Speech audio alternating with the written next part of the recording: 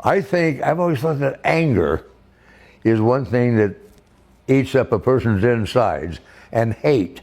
And I never really was able to work up a feeling of hate. You know, the things I don't like, people I don't like and disapprove of, but I never really was able to do a white heat kind of hate. I've been lucky enough to spend most of my life around people who knew how to make other people laugh. Some did it with a line, some did it with a look, and some could walk into a room, say almost nothing, and somehow everybody was already smiling. Over the years, I've been asked about the funniest people I worked with, the best performers, the greatest shows, but there's another question that means more to me now. After all these years, who were the 5 people in this business I loved and admired the most? Well, that's a little harder, because greatest is something people can argue about forever. You can count awards, ratings, ticket sales, all of that. But admiration is personal. Love is personal too. And I don't mean romance. I mean the people who gave you confidence, made you better, made you laugh, or simply made the work more joyful. When I was younger, I worried about getting the laugh, remembering the lines, and occasionally staying on my feet. Now, I think more about the people, the rehearsals, the conversations between takes, the friendships that lasted long after the applause stopped. And when I think about all of that, 5 people come to mind. The first person I've got to talk about is Chita Rivera. Now, Chita was the real thing. She had that kind of presence you couldn't teach. The dancing, the timing, the confidence, all of it was there. When people think of Chita, they think Broadway. They think of that electricity she had the moment she stepped onto a stage. What I remember is how generous she was with somebody who was still trying to figure out whether he belonged there. When I came into Bye Bye Birdie, I was not exactly a seasoned Broadway veteran. Chita was already far more experienced than I was, and she could have made that difference very obvious. She never did. That meant a great deal to me. She treated me like a partner. And when you are new, when you are surrounded by people who know exactly what they are doing, that kind of generosity stays with you. Chita had enough confidence in herself that she never had to make anybody else feel smaller. That was one of the things I admired most about her. She was disciplined, of course. You had to be. Nobody moved the way Chita moved by accident. But she also had joy, real joy. You could feel it in rehearsal. You could feel it in performance. And when somebody has that much command of the stage without losing the pleasure of being there, you notice it. Funny thing is, people sometimes assume performers like Chita must have been intimidating. Well, she could be intimidating if you happen to be standing next to her trying to dance. That was my problem. But personally, she was warm. She made the work feel less frightening. She helped make that whole period of my life feel possible. Years later, when we saw each other again, that affection was still there. We even talked about doing something together again. I love that idea.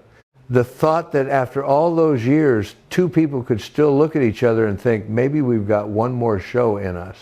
We never got to do it. I wish we had, but that's the funny thing about a long life. You collect plans, you finished, and a few you didn't. When I think of Chita now, I don't first think of reviews or applause. I think of confidence. I think of generosity. And I think of one extraordinary woman who made a young fellow feel like maybe he belonged on Broadway after all. Then there was Julie Andrews. Julie was one of those people who made difficult things look easy. That can be dangerous when you are standing next to them, because suddenly everybody assumes you can do it too. She could sing beautifully, move with complete control, hit a comic moment without forcing it, and somehow remain absolutely gracious through all of it. When people think of Julie, they think of that voice. They think of Mary Poppins, the sound of music, the elegance, the precision, What I remember is how patient she was. When we worked on Mary Poppins, I was very aware that I was standing beside someone with a voice that belonged in a concert hall. Mine belonged somewhere closer to the hallway outside. Julie never made me feel that difference. That was her gift. She had standards, very high standards, but she didn't use them to intimidate people. She used them to make the work better. And she had a wonderful sense of humor about the whole process. We spent a lot of time rehearsing together, especially on the musical numbers, and there was a real pleasure in that. You could try something, change something, make a mistake, and keep going. With Julie, you never felt that one bad moment ruined the day. I admired that. There are performers who make you nervous because you know how good they are. Julie was certainly good enough to make anybody nervous. But after a while, what you noticed was how comfortable she made the people around her. That says a lot about a person. She was disciplined without being cold, elegant without being distant, and she could laugh. I think people sometimes forget how important that is, especially in comedy. You can be technically perfect and still be no fun at all. Julie was fun. She understood that a musical like Mary Poppins needed precision, of course, but it also needed playfulness. It needed a little silliness. It needed people who were willing to look ridiculous once in a while. Fortunately, I was very qualified in that department, and she was always willing to go there with me. I also respected the fact that Julie never seemed interested in proving she was the most talented person in the room. She didn't have to. Everybody already knew. What mattered was the work, the other performers, and whether the scene was getting better. That kind of confidence is rare. When I think of Julie now, I think of grace, but not the formal kind. I mean, the grace of making another performer feel safe, the grace of being brilliant without making everybody else feel ordinary, and the grace of being able to laugh when things did not go exactly as planned. That is what I loved about working with her. One person I could never leave off a list like this is Mary Tyler Moore. When Mary first came into my life, she was young, very young, and I don't think anybody in that room could have known exactly what she was going to become. Carl Reiner had been looking for the right woman to play Laura Petrie, and when Mary came in, there was something about her immediately. She had elegance, but she also had timing, real timing, not the kind you can teach by telling somebody where the laugh is supposed to come. She could feel it. That mattered to me, because Rob and Laura had to seem like two people who actually liked each other, not television liked each other, really liked each other. The audience had to believe they laughed together when nobody was watching. Mary made that easy. She was beautiful, of course, and everybody noticed that. But what impressed me was how fearless she could be in comedy. She wasn't afraid to look silly. She wasn't afraid to be angry, embarrassed, jealous, ridiculous, or completely wrong if that was what made the scene work. That takes confidence. And she kept getting better. I remember watching her discover just how funny she could be. There is something wonderful about seeing that happen in another performer. At first, people may notice the face, the smile, the clothes. Then suddenly, they realize, wait a minute, this woman can get a laugh with one look. Mary could. And once she knew she could, she became dangerous. In the best possible way. We worked very closely for years, and you learn a lot about somebody when you have to depend on them for timing. Comedy is a little like dancing.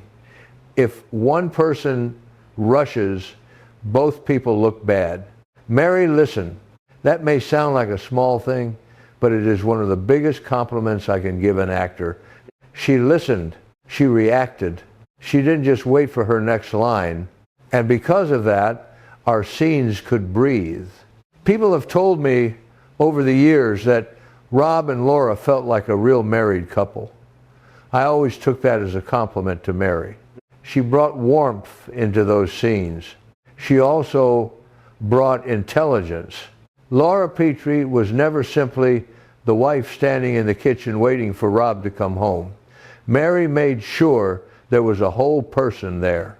And then, of course, she went on and proved to everybody that she could carry her own show and become one of the great figures in television. I wasn't surprised. Maybe proud, but not surprised. When Mary died, I felt the loss very deeply. You spend that many years remembering someone at 23 laughing across from you on a set, and part of your mind keeps them that age forever. That is a strange kindness of memory. When I think of Mary, I remember talent. I remember courage. But mostly, I remember a wonderful partner who made me better every time the camera started rolling. Then there was Stan Laurel. Now, Stan was different for me because I admired him long before I ever imagined I would meet him. As a young man, I watched Laurel and Hardy every chance I got. I studied Stan, the way he moved, the way his face changed when trouble was coming, that wonderful little cry of his, all those tiny reactions that somehow became funnier than the joke itself. I borrowed from him shamelessly. Years later, when I was living in California, I discovered something almost ridiculous. Stan Laurel was listed in the telephone book, just sitting there like an ordinary fellow. So I called him. I was nervous. Here was one of my heroes, a man whose comedy had influenced practically everything I loved about physical humor, and I was suddenly talking to him on the telephone. Eventually, I had to confess. I told him I had stolen so much from him over the years. Stan knew exactly how to handle that. He essentially let me know that yes, he was quite aware of it. That was Stan. The wonderful thing was that meeting him didn't spoil the illusion. Sometimes you admire somebody from a distance and then you meet them and think, well, perhaps distance was a good idea. That didn't happen with Stan. We became friends. I visited him, and what fascinated me was how seriously he still thought about comedy. This was a man whose great partnership with Oliver Hardy had already become part of history, but his mind was still working on jokes, timing, construction. He understood comedy right down to its bones. And yet there was nothing grand about him. That may have impressed me most. Stan didn't behave like a monument to comedy. He behaved like a comedian. There's a difference. He was curious. He was funny. He could talk about why a gag worked, but he never made comedy sound like some mysterious intellectual exercise. He knew that sometimes the funniest thing in the world was simply a man realizing a little too late that everything had gone wrong. I learned a tremendous amount just watching him. Not only about falling down or making a face, about restraint. Stan could wait. That sounds simple until you try it. Young comedians are always anxious to do something. Stan understood that sometimes you could get a bigger laugh by doing almost nothing and allowing the audience to discover the joke themselves. When he died in 1965, I had the privilege of speaking at his funeral. That meant more to me than I could easily explain. The boy who had once watched Stan Laurel on a screen had somehow grown up, met him, learned from him, and called him a friend. I've been lucky in my life that way. When I think of Stan now, I still see that face. That helpless expression, that perfect timing. But more than anything, I remember how wonderful it was to discover that one of my heroes was every bit as special when the camera wasn't running. I've got to talk about Carl Reiner. Carl changed my life. There really isn't a more complicated way to say it. People remember Carl as a brilliant writer, actor, director, and one of the great comedy minds of his generation. They remember your show of shows, the 2,000-year-old man with Mel Brooks, and of course, the Dick Van Dyke Show. I remember the man who gave me a chance. Carl had originally written the idea around himself. It came from his own experiences as a television writer with a family waiting for him at home. But when the show was reworked and I came into the picture, he trusted me with Rob Petrie. That trust meant everything. I was still finding my way in television. I had Broadway behind me by then, but television was different. Carl knew the rhythm of it. He knew writers. He knew performers. More importantly, he knew how to create a room where everybody could contribute. Our table reads were like that. Carl was clearly in charge, but you never felt that your job was simply to sit there and obey. We read the scripts, tried things, threw out ideas, and kept working until the joke or the scene felt right. I was fairly quiet in those rooms sometimes. Carl started calling me Doc. I finally asked him why. He told me that back on your show's shows, Neil Simon had been quiet too. The other writers would be shouting over one another. Neil would softly offer something, and Carl would stop everybody because Doc had something to say. Apparently, I had inherited Neil Simon's nickname. I'm not sure I inherited anything else from Neil Simon, unfortunately, but that little story tells you something about Carl. He listened. If somebody had an idea, Carl wanted to hear it. It didn't matter whether it came from the star, the writer, or somebody who hadn't said much all morning. He cared about making the show better more than he cared about proving he was the smartest man in the room. And believe me, he often was the smartest man in the room. What I admired most was his confidence without ego. Carl could play Alan Brady and make him gloriously vain because Carl himself understood the joke. He knew the difference between importance and self-importance. He also stood up for the work.